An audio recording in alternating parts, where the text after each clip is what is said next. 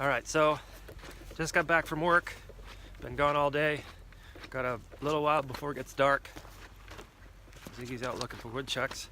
And I am going to go out to the woods and cut some saplings for the fence, the new fence. I don't want to cut a lot of trees, but I have a place where I wanted to put a road anyway.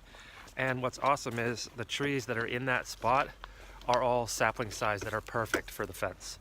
So I'll be able to kill two birds with one stone, as the horrible saying goes. And I just need to sharpen my saw first.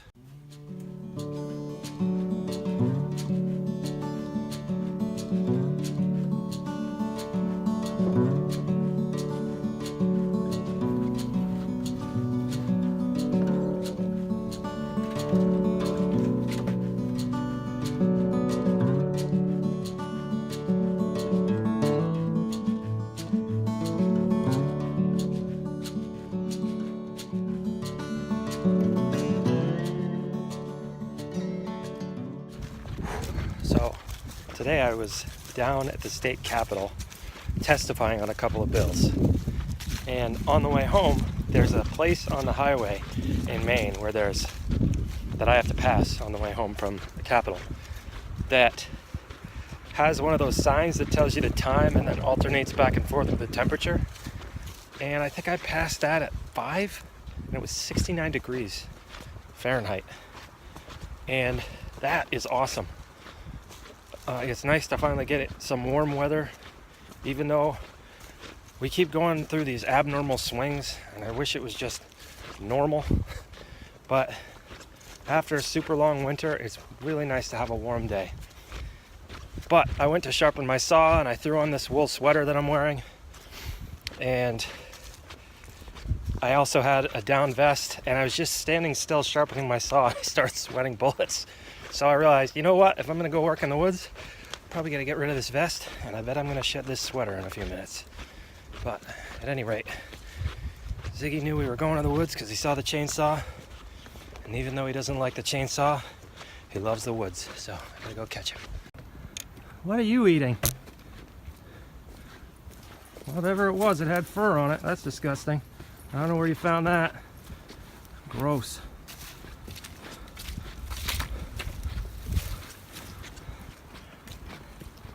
Ziggy knows the way really well. Yeah, he's waiting for me on the corner. Good boy. I've spoken previously about the importance of knowing and maintaining your property boundaries. These green paint strips indicate our westernmost property line, and there's an old skidder trail that runs toward the eastern boundary. I'd like to re-establish that trail so I can get the ATV from one side of the property to the other out here in the woods where I get firewood.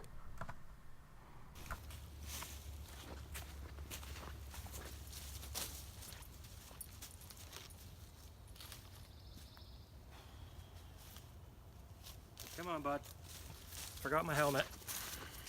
Well, it's not at all annoying to get all the way out in the woods before realizing that I forgot my safety helmet. So I walked all the way back. A younger, more impulsive me probably would have just said, you know what, it's not going to hurt my ears that badly. I'll just do this one little job.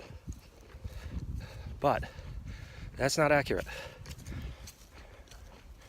I have the good fortune to have a mother-in-law who is a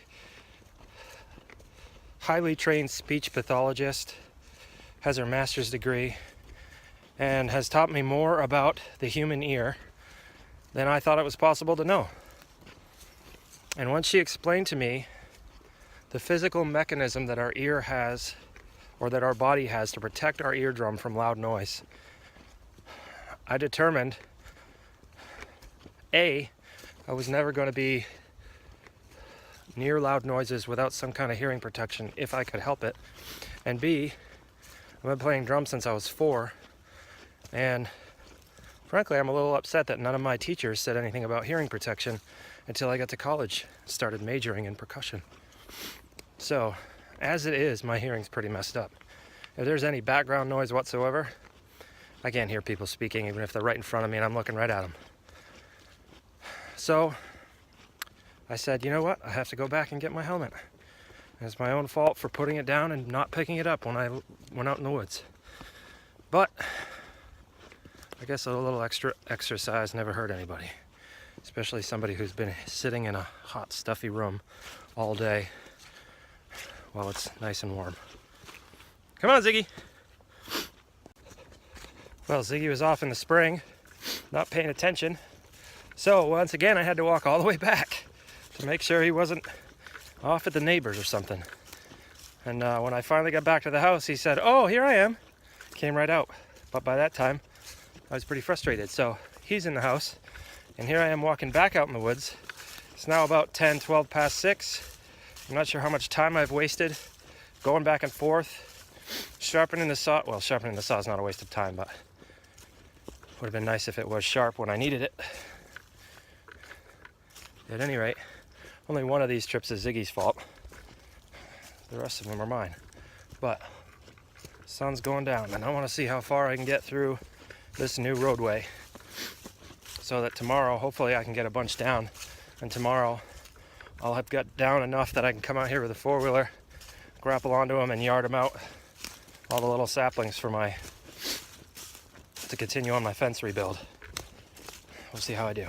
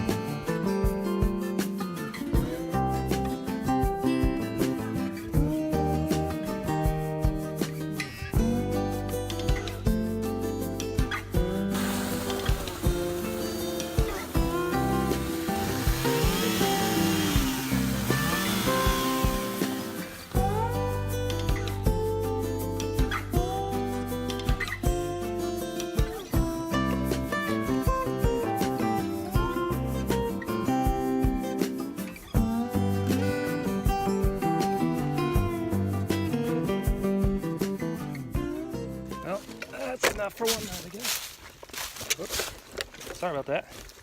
As I was saying, that's enough for one night. Made some pretty good progress. I don't really want to cut too many more saplings along the sides of that road, which existed before. It's very clear to see there's a skidder trail there. And that's why those saplings are all uniform height. This was logged pretty heavily a few years before we bought it, maybe 15, 20 years before we bought it. And you could still see the damage from the stumpers. But at any rate, I don't want to widen that path too much without bringing the four-wheeler down, because I don't want to open it up too much. I like to preserve as many trees as I can and keep it nice and close, because I like the woods like that. But at any rate, that's enough for tonight. I almost got all the way through, and what I'm hoping is going to be a big loop from one side of our property to the other. And just got a text that Em and the kids are home, so I'm gonna go fire up the grill for the first time this year. Glad I took that wool sweater off though. Whew. Some good work.